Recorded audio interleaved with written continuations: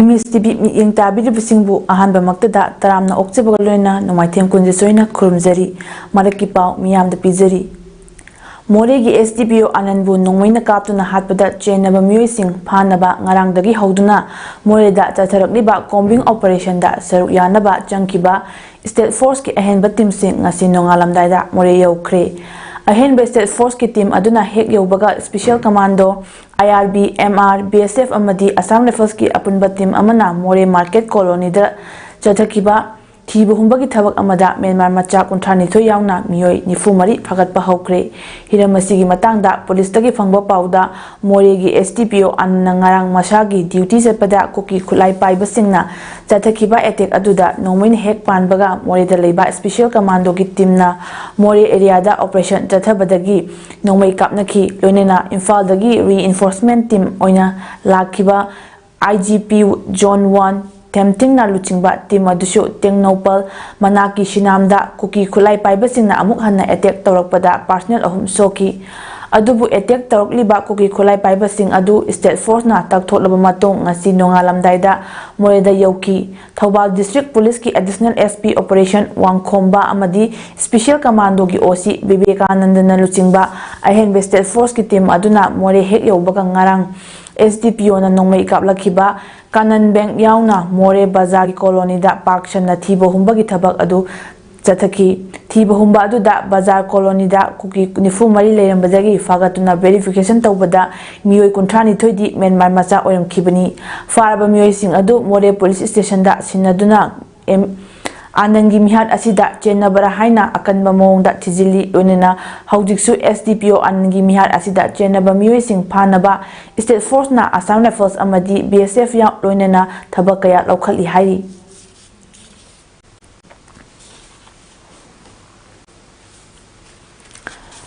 Lengak asigi leiriba Minister MLA CSO sing athubada mifam kauduna lamdam masida tangdu leitaba fibam hanjilaknaba thabak lengak nakari paikhatlibagi haibadu praja miyamda sengna khanghalu haina Forum for Restoration of Peace ki convener Asang Kasarna ngasi Manipur Press Club ta pangthokpa paw yunfam amada fongdokre mahakna makhata na hai lengakna asukuiba matam asi tangdu leitaba fibam hanjilaknaba hotnari ingna jikna leiba hauri hairabasu mihat mipungi thabakti lepri ngarangsu koki militant singna nongmaina kaplakpadagi SDPO ama lekhitrabani asigumba thaudo kaya asina irang asi nemtharibra haibagi wahang kaya ama maike kaya dagi hanglakli popi pambi sing yanthatnaba Air Force na thabak paikhatlagani haikhiba wafamadu ngasi phawba thabak oina paikhatpa thengnadri thokliba irang asigi waroisin puraknaba nakal anigi marakta leiriba makok thongbasing punna phaminaduna amaga penadaba wafam kaya thamduna iramdam asida tangdu leitaba puraknaba wari sanaba ama changi madu natrabadi mihat mipun asi adumak helakhigani lengak nasu athubada miyeng changhaningi amadi leiriba political party amaga hunnaduna leibagi mahutta punchinaduna hotnasi haiki lonena Moregi SDPO chingtham anan boom kuki militant singna tamthina hatkhiba thawong adubu akanba mongda Forum for Restoration of Peace Manipurna akanba mongda condemn tarokli Jada ayam da seng mayeng seng da thamiga da bani madu thamdaba taradi aikoina lengak maran siga da mathang gi press conference da aikoina madu gi mara chap chana akhoi puthorga signi aduna lengak da athubada asumaina chathari asumaina lori haibagi mission adugi process do praja mayam da thambiyo haibase aikoina appeal tawjari natadana akhoi ngahak lairaga ama haiba ngahak lairaga ama hairaga nomo kandana mi siba kamnaba hairibi sidi akhoi manipuri macha ama oina manipur ki citizen ama oina yamna ikai khre Kuki militant singa nomai kaplaktraga Manipur da Santi hanjilakle haibiganu matam chuppagi nomai kapatoknaba thabak lengakna pakhatpiu haina JDU Manipur State Unit ki Vice President Sanjoy ahanthemna phongdokre me homdagi hawrakhiba kuki militant singna maitei khunagi mathakta chatharakliba mihat miput jingya tamyada khundajaba maitei khungang kayagi yumkai masing thingamdana mai thadokpa mara lajidaba micham kaya amana phabi khraga hauji phawba thiba khangdaba micham kaya amana thawai hingnaba lanjena duna tongan ba relief camp kaya da lainari ngasi tha taru mapung pharaklaba irang ngasigi matangda India gi Prime Minister Narendra Modi na tasin usinadana tumina laithokli ngarang su moreda SDPO oiba CH Anand Kauba Maitai Police Officer ama atamna sniper nongmaina kapna hatpi kre masida su Prime Minister Narendra Modi na tumina lesinba asi pende Manipur asi India gi state ama natabagum Manipur miyambu India gi citizen natabagum achan miran naiba asi luchingba ama ge litat nate haukiba September thada NIA gi inquiry report matung ina Manipur da thokliba irang asi foreign terrorists singi thawil sinna thokhanba wage a war against India ni haina report pida phawba koki terrorists singi mathakta laukhatpam thokpa action amata laukhattaba karigino India gi internal security amadi nation asida threat tawre khangna hauzik phawba koki foreign terrorists singi mathakta surgical strike na chingba makhal kaya gi operation chathaba yarabani haina sanjoy ahan themna makha taki lengak pariba BJP Manipur Pradesh ki president na koki BJP MLA na maitai da attack tawbra haina media person da onchil laga hangba aduna BJP state president na hauzik phawba Manipur gi issue asi mamuta na khangdre MLA tara na Manipur da separate administration tanba yadi su haibiki hauzik MLA BJP MLA yauna koki MLA tara na fong na separate administration talibasi mahak masasu khanglibani asigumba koki MLA singi mathakta tha taruk helab hawbada kari karamba action laukhatlabage lenga asibu luchingliba CM na su Prime Minister Narendra Modi amadi Home Minister Amit Shah unabidna thokliba irang wathok asigi mapung phaba waroishin ama puraknaba hotnabiduna wanariba miyam sing asibu mahausagum saning tana tangdu leitana magi maramdamda hanjilhanbiu haina lengak amadi mailenaba singi puning chingsilakli conclusion namo madigi solution namo porangna nabo honabiu lamdamasigi lengak ki luchingdiriba honorable chief minister amasung ato puluching kaya nasu prime minister gi manak chatlaga home minister unabire haraga lamdamasi wai base muktangdi athu matamda praja mayam se tangdu leitaba ne taba punsi layanbiu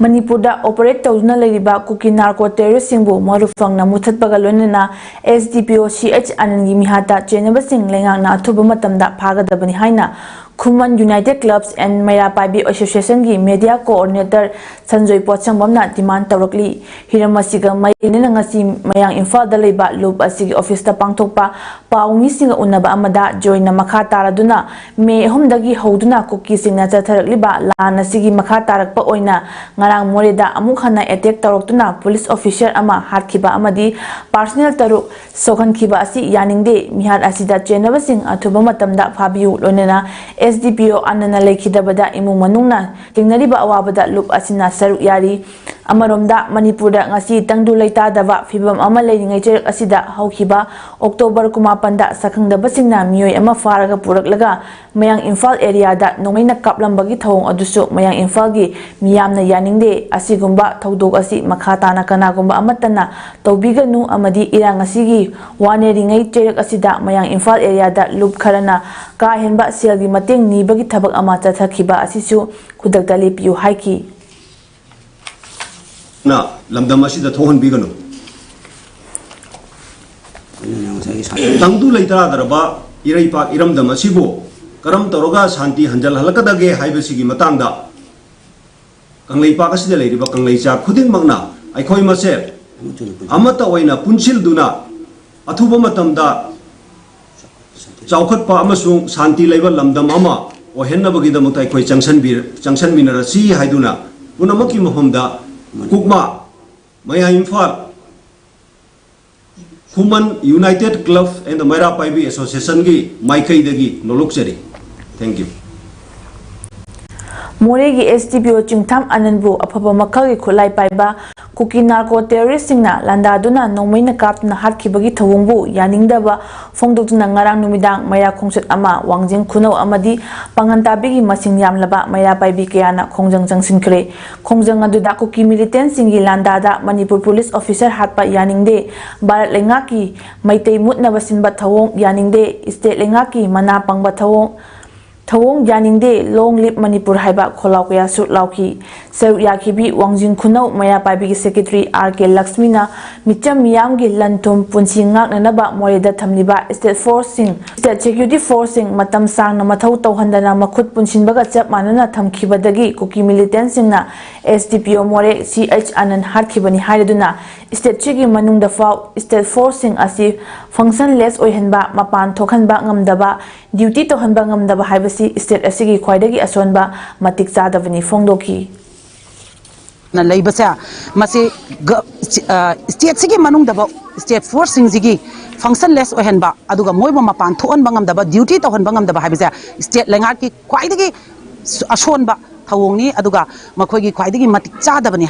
asuk yamna siraba hatlaba ngasi ekhoi Manipur police ki officer ama hatlabhauta ngasi bhauta karimta tawdana hausi phauta leidi basi kari pamli bano maitai mutpa ngairibra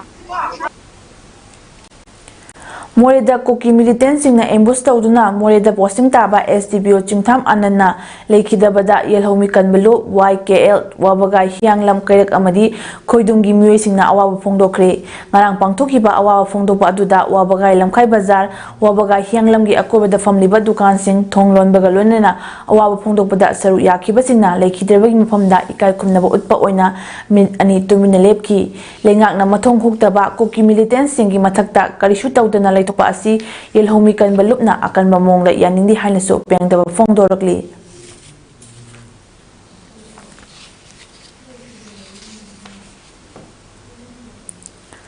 Maitai Pangal Furuk ki oina Anglo Manipur War lising amaga chanipan marifuda mathoida athoba vir tikendajit kanana honabada thauna laina thawai kat khraba